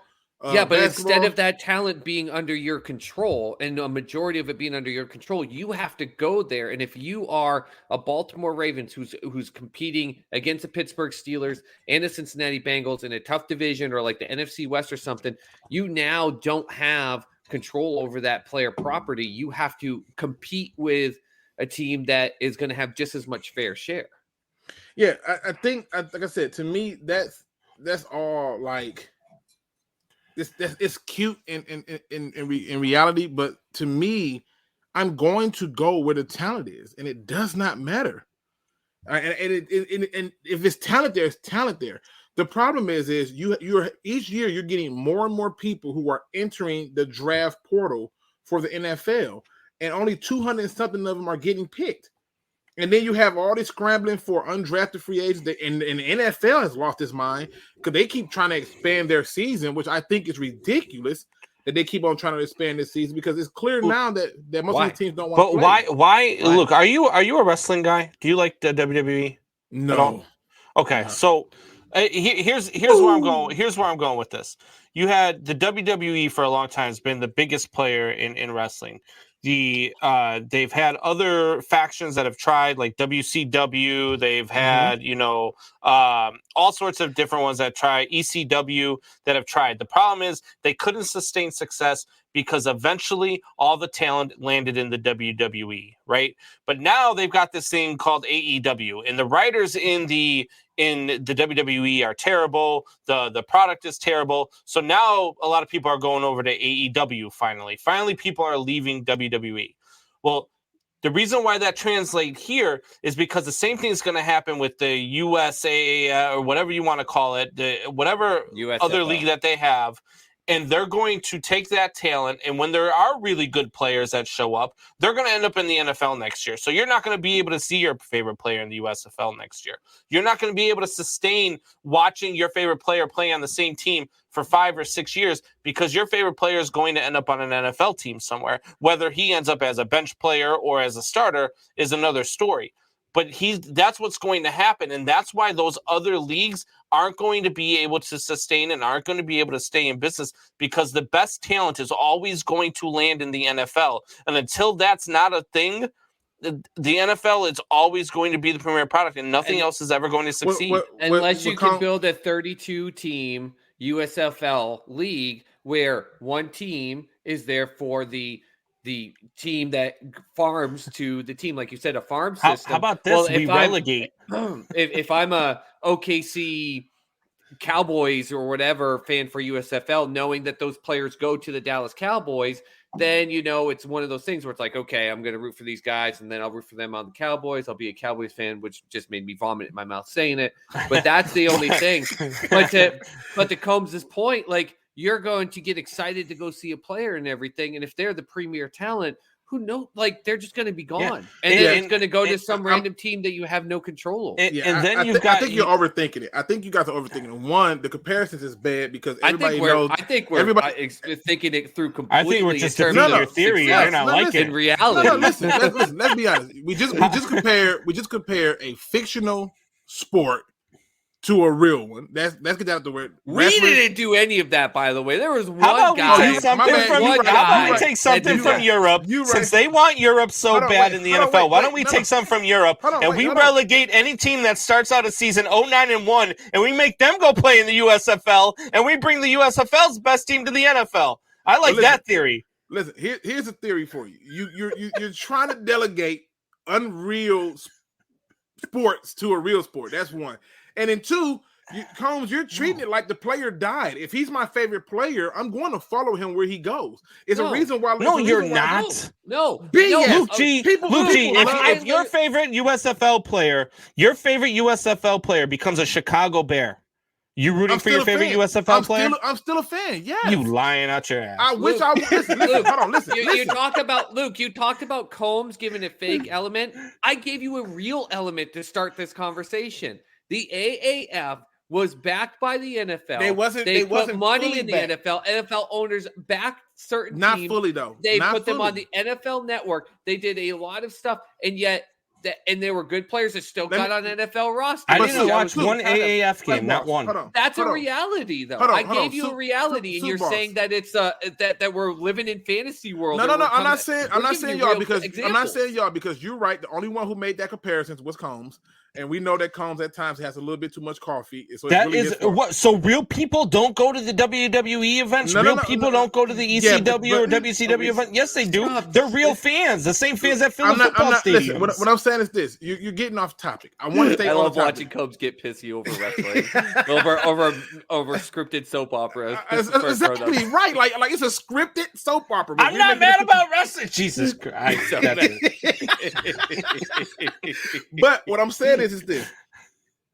Yes, I still root for certain people. So, like when Ndamukong Suh left the Lions and he went to the Dolphins, I was still rooting for Ndamukong Suh. I'm a huge Warren Sapp fan. I hate the Raiders, but when he went to the Raiders, I love Warren Sapp still. And I was like, look, this is Warren Sapp. And when your players move, the same thing happened with LeBron James. When he went to Miami, most of them Cleveland fans who was acting all salty were still LeBron James fans. And when he went to LA, they were still LeBron James fans. If you are a fan of it, you're going to be a fan of it. My only concern that I'm saying to this is this. Having a supportive backing is one thing, but having a full backing is different. And one of the things that I'm saying is they're putting a lot of time and energy over into expanding football to Europe. And I'm saying, look, let's say we do it the way you said do it, boss, where you said, hey, let's have it to where each one of these teams have this farm system to their team. Cool, do it that way. But whatever you do, back them. If they do it that way and they know that, hey, this team is only farming players for, you say the Dallas Cowboys or the Bears or whatever, great. It's still a backing that helps them succeed, and it helps the NFL succeed because whether we know it or not, there are more and more players coming out, entering the draft that is getting lost in the shuffle. And I'm telling you that the talent, like over the last few years, the talent levels that look like they should be killing it in the league are not. And it's been happening since freaking, you like Sepp after he got arrested? Was that the one with the prostitutes? I think he got arrested with. Yeah, I love how you have to say. Was it? Which one? Which one? Which one of the charges? I can't. No.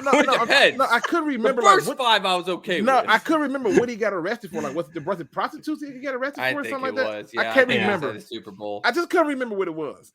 That's all.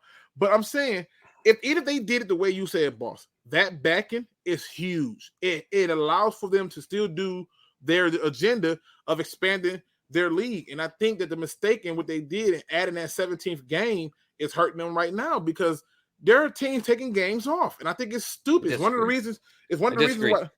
I disagree. You think it's helping helping? 100% disagree with you, and I think it's a whole nother topic that maybe we need to come back and talk about it. But I fully believe adding the 17th game or the 18th week is going to actually change a lot of things and make it better for teams that get into the playoffs to prep better by taking a week extra before off, then going in to week 18, going and playing and not losing any of their momentum going into the playoffs. You don't believe that? You don't believe that teams are dropping the game? No. Who's dropping a game on purpose? And besides Detroit Lions, who are letting record NFL field goals go through the uprights.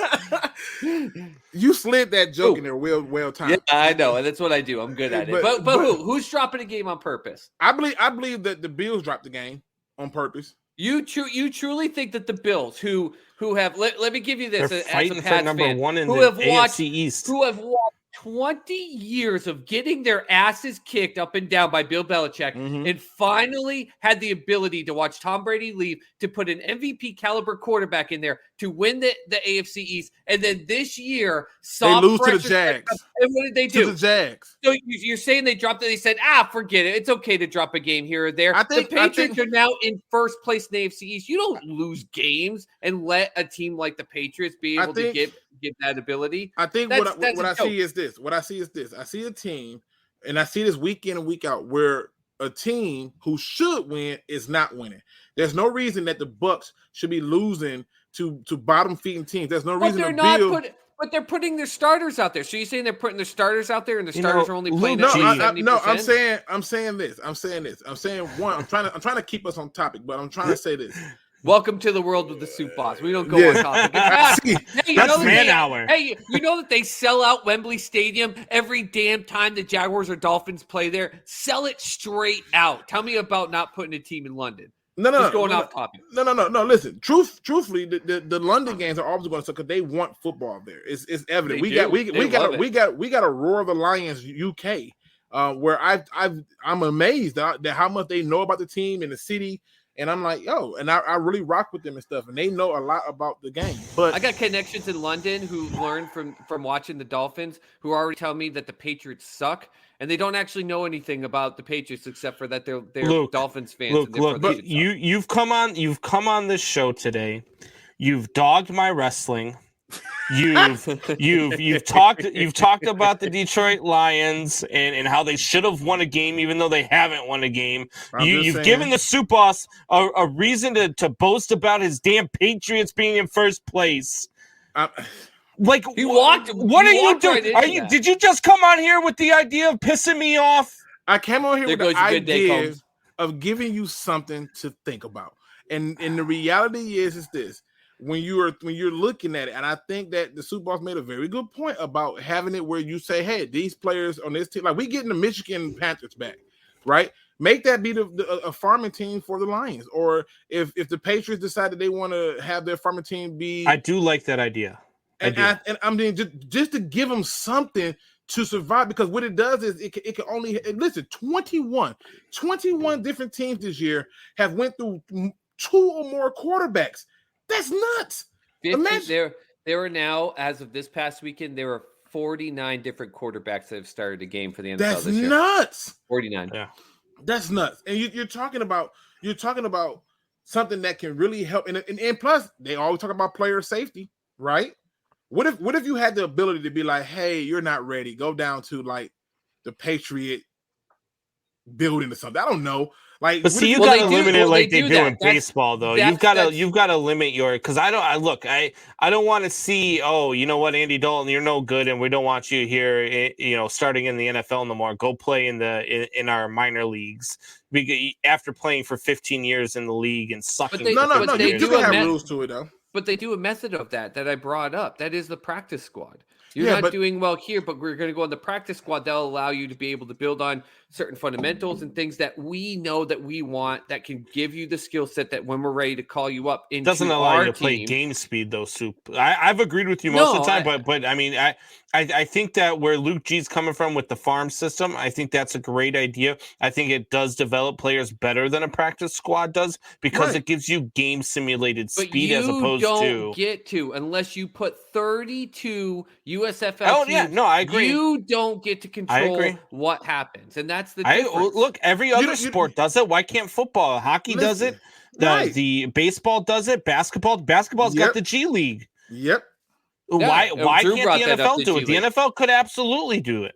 Because it's called the NCAA football. We brought that up. Let's circle this all around. But the NCAA football has exciting games with kids that are ready for the NFL level that are getting paid money. But all of these minor leagues are for players after they get out of college. All the other sports have it. If you were to build the USFL to a 32-league minor league, you don't need 32 system, teams. If you were to do that right now, you're telling me that it is going to shift away from the focus of the NCAA football that has hundreds of years of fan sets, generations of families that root behind them. You know this, Combs, with no, things but you like can run Ohio it. You State can run it Michigan in season and have it be successful. You can run it in minor league football stadiums and have it be successful. But do you think that let's say you have a USFL, just for the heck of it, Luke, let's just say we throw a 32 USFL completely owned by the NFL farm system. You're telling me that if a kid is blowing it up and is on the front page of ESPN for Alabama or Ohio State or even Michigan or Notre Dame, Combs, that kid should not have as much presence or attention, or we're going to stop paying attention to them compared to a USFL team? We're not saying. What if you took a guy what if you took a guy like, you're talking about like a guy like Trey Lance right now, who's in a bad situation in San Francisco, right? Because they've got a starting quarterback, they've got a better team than what their record shows, like the Lions do, and they have a place for Trey Lance to go and actually play against defenses, and where they can actually go and they can fill minor league stadiums, just like you do with minor league baseball, where you only get 5,000 or 6,000 fans per game. Same thing with minor league hockey. I used to have season tickets for the Manchester Monarchs and go watch the Manchester Monarchs all the time, which were the minor league for the Los Angeles Kings on the exact opposite side of the country. Like, so you could have, but I do agree, and I disagree with you, Luke. Like, I think you would have to, if you're going to do it that way, you have to have one team for each NFL team, because you can't share. Maybe you could. I guess. I mean, you could do it in regions. You can do it in regions, but even if you did it with 32 teams, whatever you do, back it. And I'm just saying, and I'm not saying that they're going to overlook it, but let's go through the list. There have been a lot of players who've come out of college who's lit the college world up, aka Reggie Bush. He's okay. He's okay in the NFL. It's okay. You got people like Jamarcus Russell who lit up in the NCAA. Right, and you can do this up and down about who's lit up. I'm just saying, but the reality is this. But every single player that lights up the NFL is actually from the NCAA. There's no high school to NFL player like the NBA has. We don't have that. No, but it's not. But you know what we can have, though? We can have a system that gives them game speed, game time, plan to see it happen, and that's the reality. And I'll tell you right now, as a Bears fan, I would have loved to watch Justin Fields learn under somebody other than Matt Nagy, who was in his final year of his contract, and there was no way he was saving it. I would have loved to watch Justin Fields in a minor league system, learning under a different coach. I'm not disagreeing with that element, because like I've said, with the AAF, I was watching some amazing stuff. St. Louis backed that team. Like I said, San Antonio, they had to open the upper tier of that stadium, and they sold it out. They were literally sold a stadium that doesn't even have an NFL team. To your point, Luke, about how it has to be in those. They sold that out. They sold out the old St. Louis Rams stadium out in those teams. The New York Guardians weren't even playing at. They were playing at some smellier place than where the New Jersey teams already play, and they were still selling that out. They were selling out those games and didn't have it. All I'm doing by pressing these points is given the reality that it's going to take more than just, hey, NFL completely own it. In fact, there's a lot of things to overcome. And I'm telling you, the payment that college students are getting now, if college students never got paid, I think you have way more of a leg. The NFL should have maybe done this 10 years ago and gone with it. But now that college students are going to get paid and paid by boosters, paid by companies to rep their items and everything like that, and they're getting scholarships to go there for free and everything, that's more lucrative for a kid coming out of high school. But it's worse for the NFL. It's worse for the NFL because they can get paid. Like I stated earlier, you're going to have more kids staying in, which means they're going to get more wear and tear. You're going to get. If you're telling me that you are a player for Ohio State and you get paid $2 Oh, million, let's not talk about Ohio State because they don't need a farm system. Let's say you're a kid at Baylor and it gets a little over $1 million, which down in that area in Waco, the armpit of friggin' Texas, is a lot of money. Let's say you get paid $1 million as a player at Baylor, and yeah, you get paid $1 million, but that ups your viewing, and therefore, and if you play well to earn it, and an NFL team will draft you, and you'll get $20 million. You think that's going to keep that player out of college? Hell no. That player's going to jump the hell all over that. I think you should have known better than to bring up Ohio State to a Michigan guy. It makes no freaking sense. No sense. But I mean, the only time they ever win is when they cheat. We're gonna leave it alone. Okay. But I think you're painting a scenario that's perfect. I think you're painting a perfect scenario that fits your argument. But the reality is this: players are now, the fact that they're getting paid, are picking and choosing when they want to come out. You're not going to have, like Andrew Luck, if he's getting paid, you think he's going to still come out and go, yeah, I want to go to the Colts?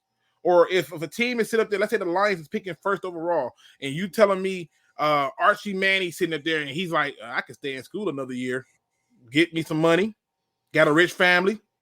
Yeah, I think I'll pass on the Lions. Like, they're going to be making business decisions that they wasn't able to do before because it was a privilege to be in the NFL. You could have paid Baker Mayfield $10 million a year at OU, and trust me, he would have never left. He would have never left. Being the number one pick and proven that he was considered the best at the number one pick. That man rubs his testicles up and down the state of Oklahoma to prove that he's the goddamn man sent from God himself, because he was the number one pick by Cleveland when people didn't think it. Are you kidding? Like, I don't know. I still think the mentality of young men at the age of around 20 to 21 who could say, I'm the top pick in the NFL.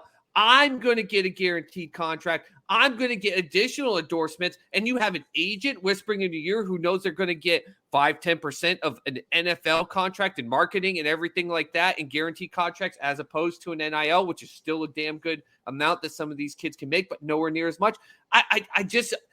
You're missing the most important element.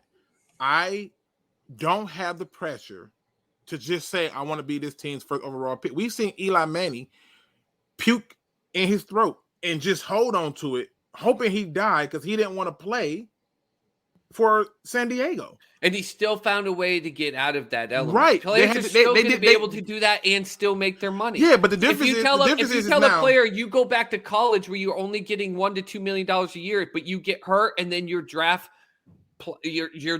amount plummets. If you tell a player, if you come out of college this year and you are a top 10 pick and you'll get a guaranteed X amount of dollars, even if that means that you're not playing for a contender, what makes you think then they're going to stay for another $1 million? Because you know why? If you play really well, then you're still got to come out, guess what? To a shitty team in the top 10. Yeah, but guess what? No matter what, if you're a damn good player, you're going to a shitty team. Listen, if I don't want to play for a team, I have more incentive to hold off. I'm not hurting for anything. And I'm telling you, as a person who played college football. To what? To then brown bag it in your next year in college, you get into the middle of the second round draft pick and get way less money. The part that you're missing is the NFL system worked the way it worked so much, and why people wanted to be the first overall pick is because they didn't have money. They were broke. When Rosen came out, all they kept talking about is he don't care about football because his family's rich. And most of those other kids who come out who want to play football, they're not rich. They're not even paying for school themselves. They're there trying to earn scholarships, and they're there trying to get money. And they leave. Maurice Claret was trying to go to the NFL at the one season because he was broke. He had no money. Luke, if you're a Michigan fan, if you're a fan of any big collegiate team, if you want to sit here and say that top-tier players are broke, and you want to look me in the eye and tell me top-tier college players are broke before the NIL system, you're full of it. No, you and I both know man to man, those players are getting paid money. They're getting cars, but they're not making millions. They're getting places. They're not making millions. But they're not going to make $1 to $2 million and then be told you're going to go in the first round and get $20 million. $1 or $2 million.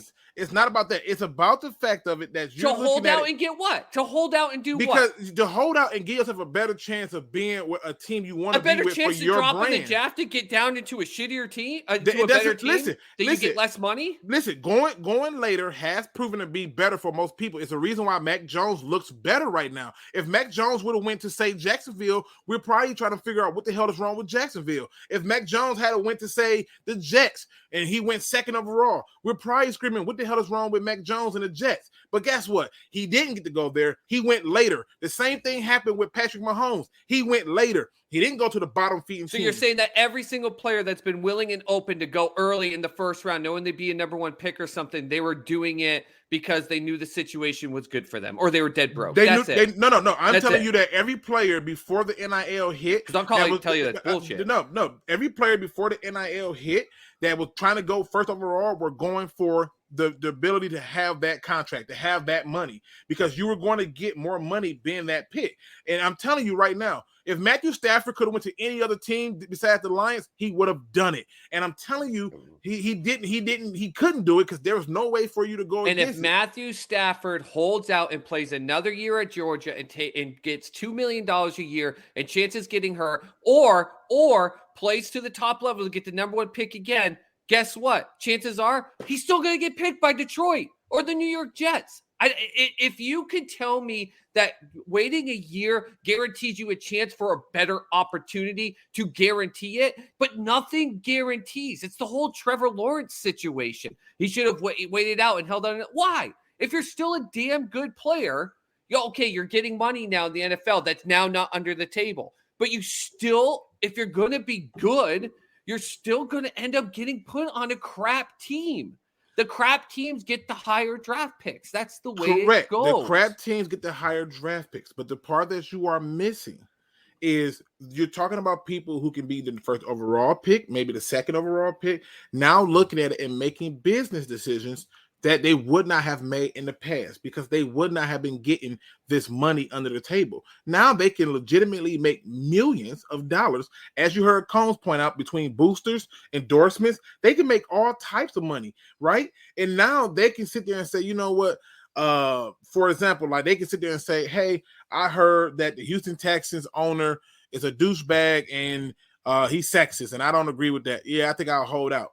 I'll go and play another year, make me some money over here, and still be successful. But what you're not seeing right now is the only players that get that element of being guaranteed that thought process tends to be the number one pick. So we're talking about one kid.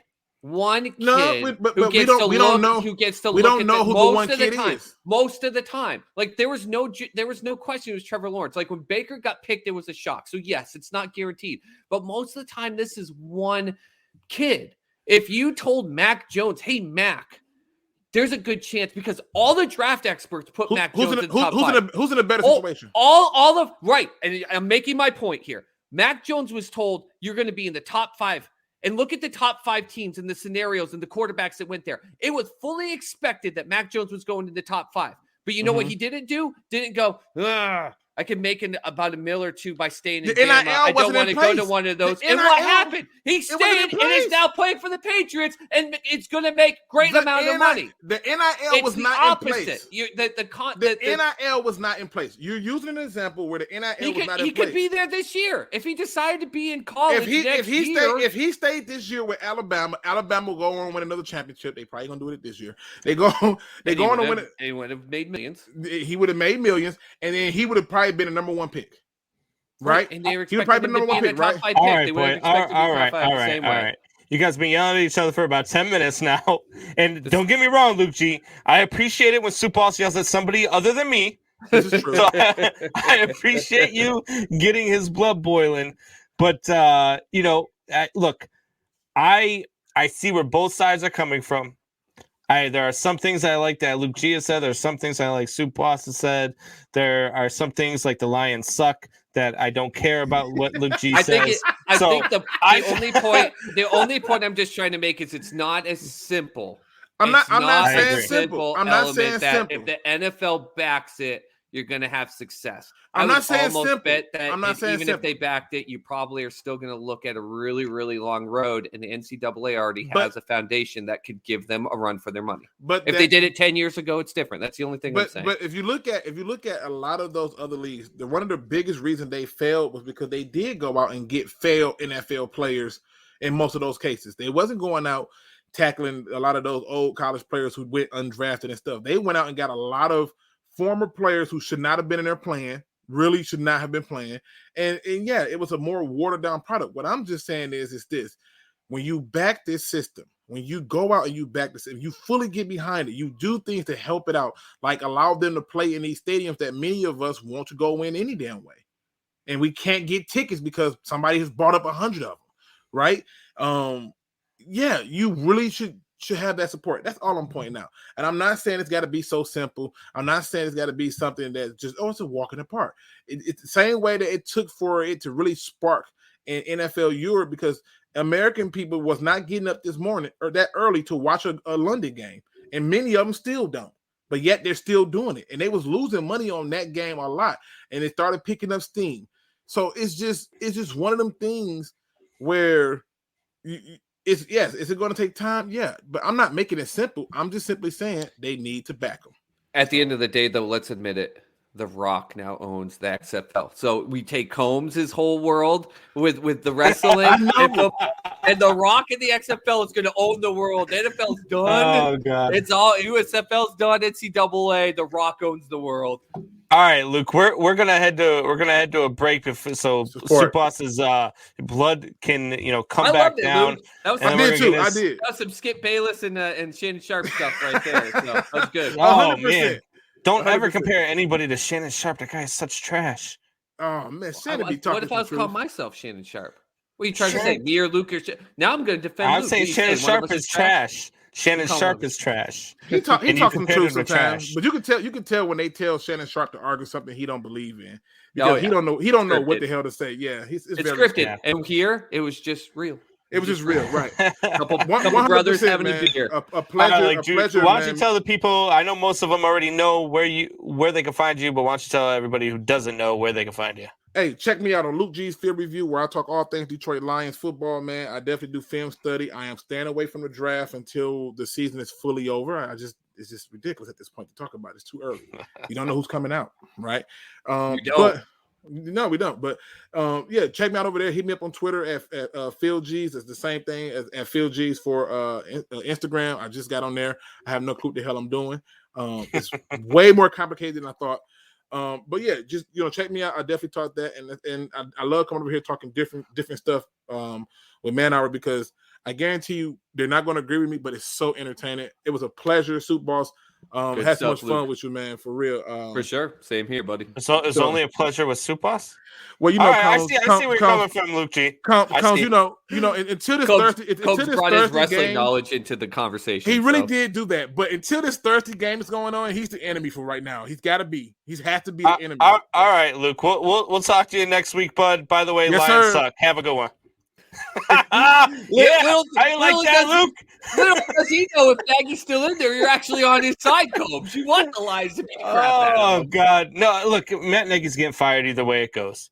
Matt Nagy getting fired either way it goes. I don't care. And if he doesn't get fired, I'm climbing a bell tower and he's going to get lit up anyway. We'll be back. Give us 2 minutes.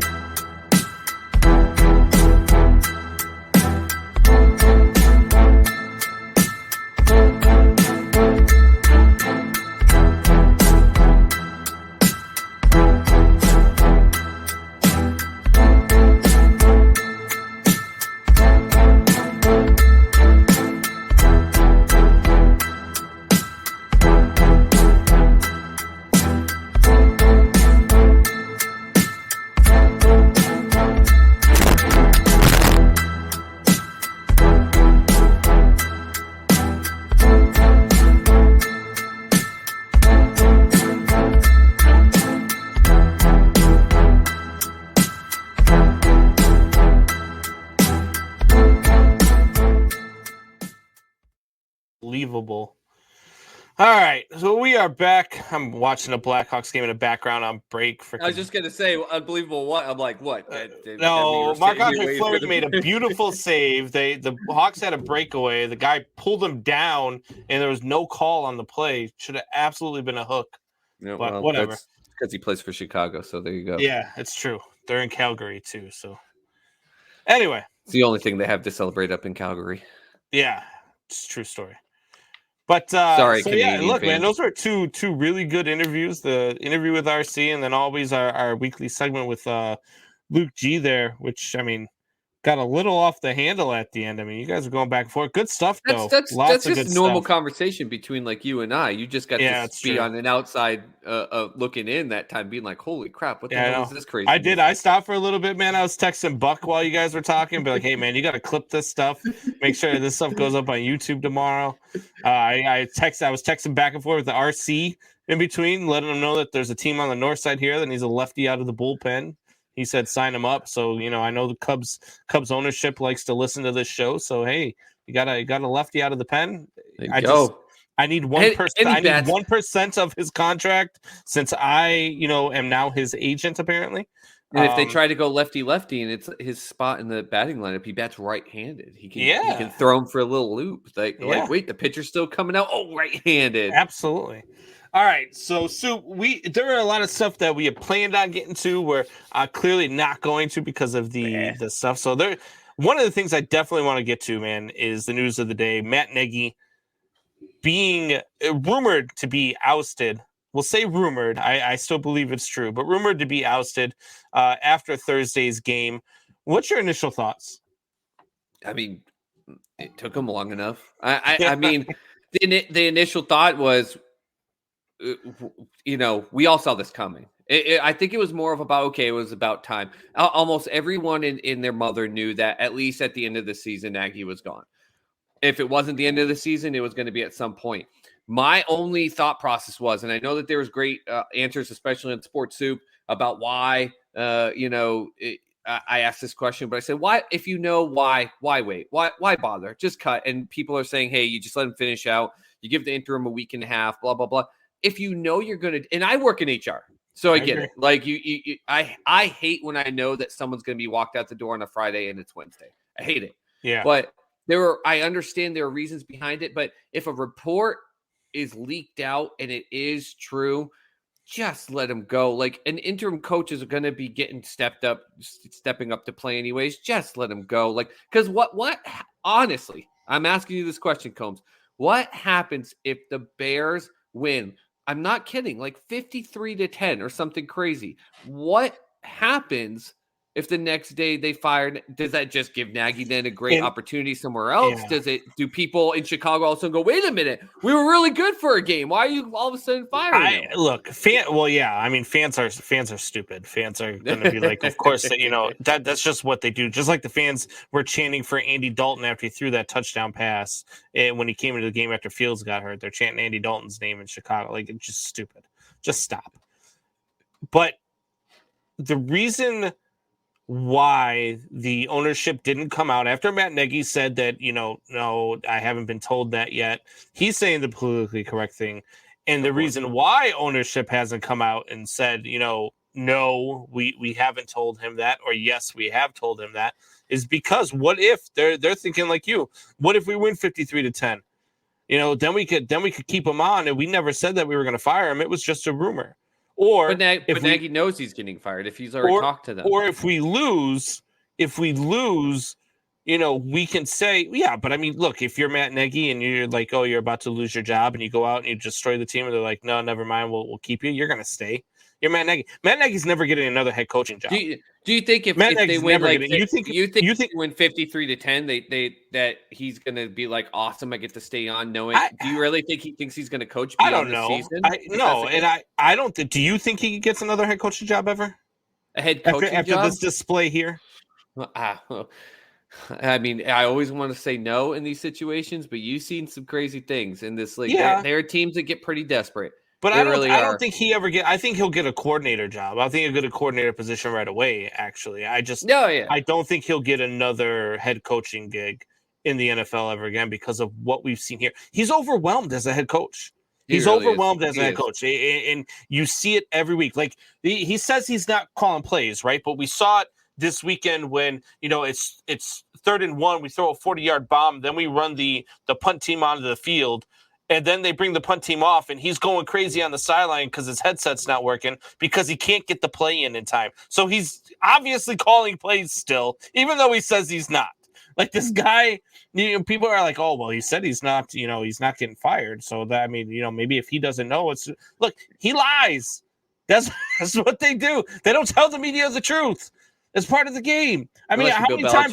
Yeah, but even Bill Belichick doesn't tell the media the truth. Was it Tom Brady was on the IR every week or on the injured report every week? Heck yeah. You know what I mean? So they don't tell the truth. But Matt Nagy, look, you don't fire him ahead of Thanksgiving for the simple fact of it's a 4-day week. So it's 3 days to prepare for a game. You're not going to do that to an interim head coach. You talk to Matt Nagy, you say, look, we're going to allow you to coach this game because we don't want to do this to one of because it's going to be somebody on his coaching staff that's going to step in the interim. Right. So we don't want your guys. So, and look, Matt Nagy's a stand-up guy. Matt Nagy will take that bullet. He'll coach the team. I really think they're going to lose this week to Detroit. I thought that before this past week in Baltimore. I thought they would lose to Detroit in this game. And then I thought that would be the end of Matt Nagy. But I feel like you can't do that to an interim head coach. And so no matter what the result of this game is, even if they win 53-10, I think Matt Nagy is out the door. Yeah. I just do. And it's about time. I mean, it's 12 weeks too late. And when you look at that division, obviously the dominance of the Packers, part of me almost wonders too, if you do this, seeing Minnesota still struggle, even with having, I don't care what people say. Like I get it, and he doesn't do well in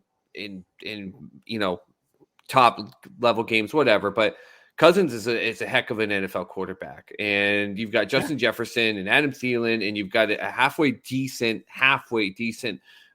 defense when they're doing things the right way, when they have a good game call, but they still struggle.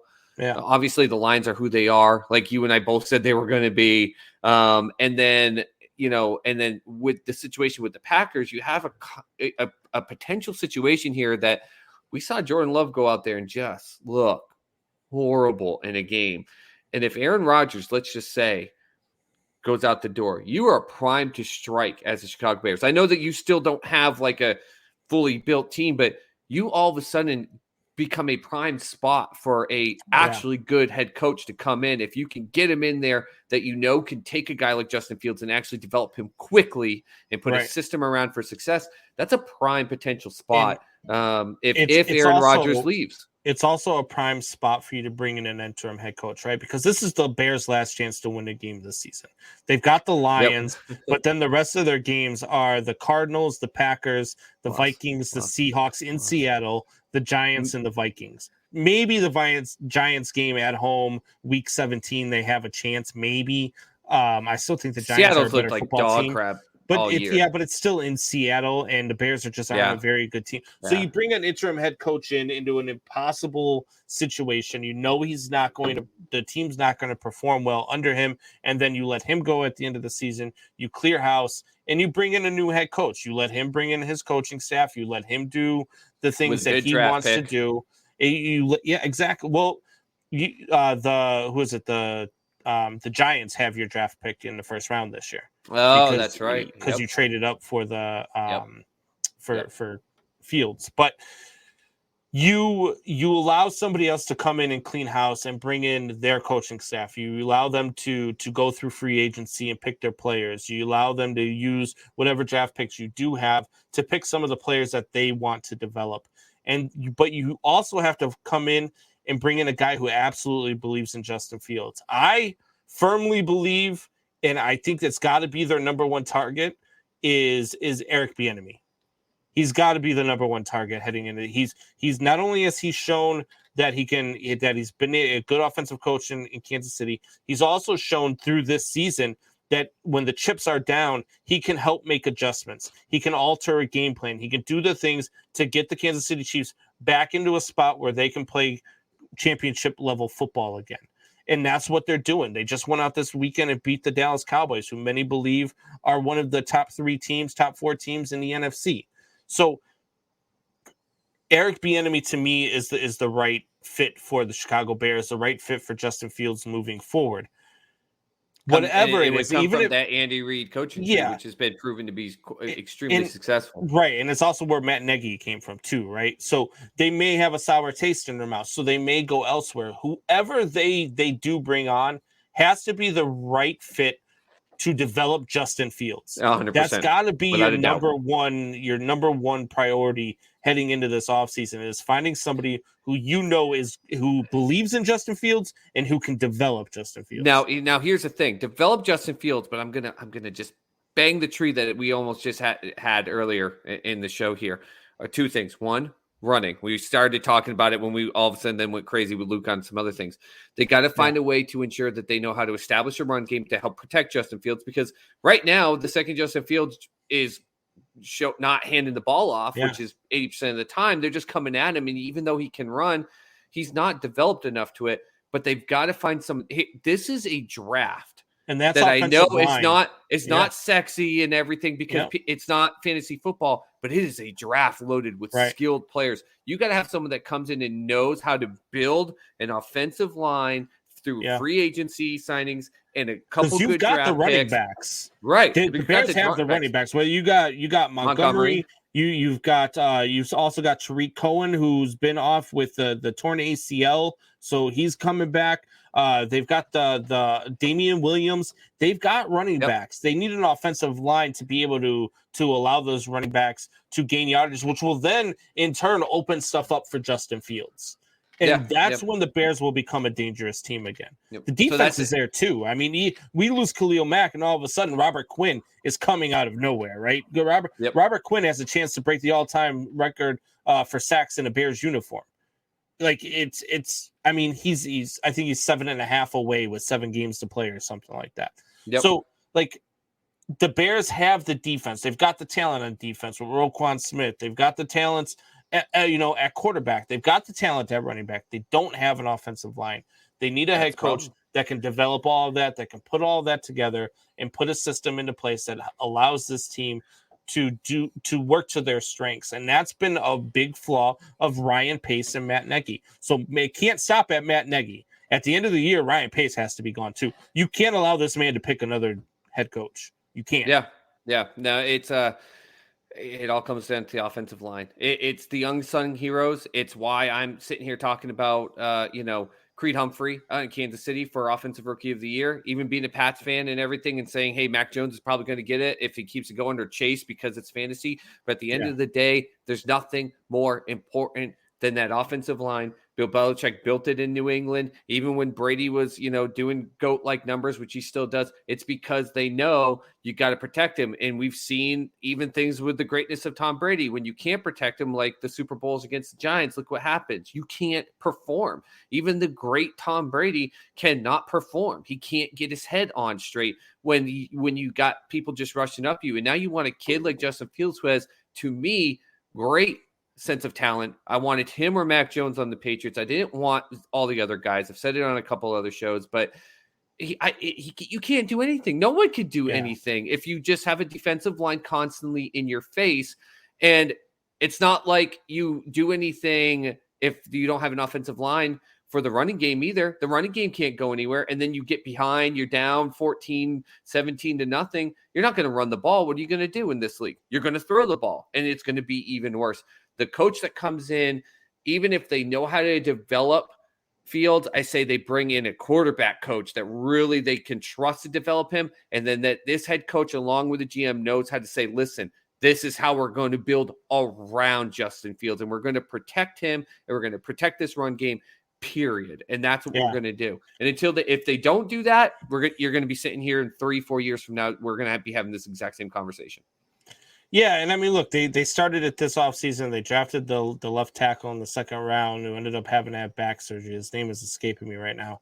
But they drafted him. He ended up having to have back surgery. I believe he's planning on playing this week. I'm not 110% sure. but he's been cleared. He was cleared last week to play, but they held him out again. So you're going to bring him in. He's going to play.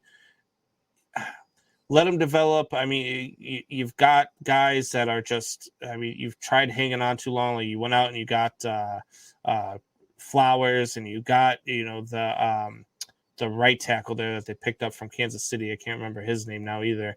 But it's just been abysmal watching this guy false start after false start. Late in his career, he's just clearly not the same player.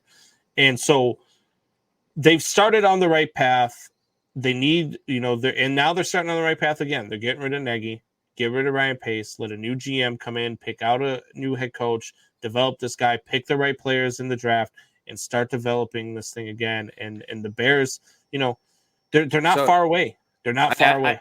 I ask you this because we say they're not far away, but they still are the third team in that division, and they still have a lot of problems. This isn't a simple fix, but like I said, you are far more enticing, even with a good talent in Chicago. You're far more enticing if Aaron Rodgers is not suiting up in green. Do you, as the Chicago ownership, wait to see what Aaron Rodgers is going to do before do you really let it go that long into March? Because if you've got an offensive line that can actually block and actually give some time for the run game to develop and actually give some time for Justin Fields when he does have to do a 5 or 7 step drop, not every time as he's getting sacked 9 times a game, Matt Nagy, but when he does need to do a 5 to 7 step drop, you are the second best team in this division if Aaron Rodgers is still in Green Bay. And you're almost every bit as good as Green Bay. You're not far behind Green Bay. And Aaron Rodgers isn't getting any younger. The Green Bay Packers have shown signs that they are beatable, even with Aaron Rodgers this season. So, no, I think that it doesn't matter what Aaron Rodgers does. Doesn't matter what the Green Bay Packers do. You've got to start building a team that can beat them. And until you do that, what sense does it make to do anything at that point? If you're just saying, oh, well, Aaron Rodgers is in Green Bay, well, we're not competing for the division, you might as well just chalk it up.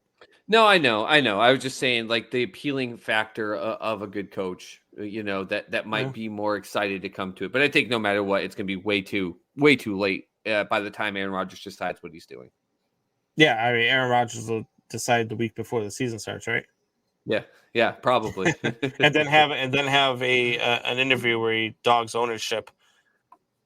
Well, when you're as good as he is and you get to win, it's you get true. to dog a little bit more. It's true, but you know what? He looks like he's stealing catalytic converters on the side when he's off the field. I mean, he's doing it while winning games, man. Those catalytic converters are going at primo price right now. All right, Soup. Well, we're getting close to our time here. It's been a real fun night. We had a good interview again with RC Orlan. Had some fun with Luke G. Talking here about Matt Nagy. Soup.